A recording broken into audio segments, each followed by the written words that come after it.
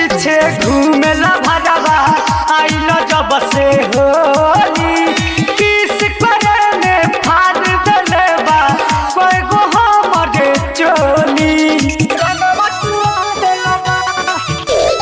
पीछे पीछे घूमेला भरवा आइल जब से होली किस करे ने फाड़ देले बा कोई गो हमरे चोली धक्का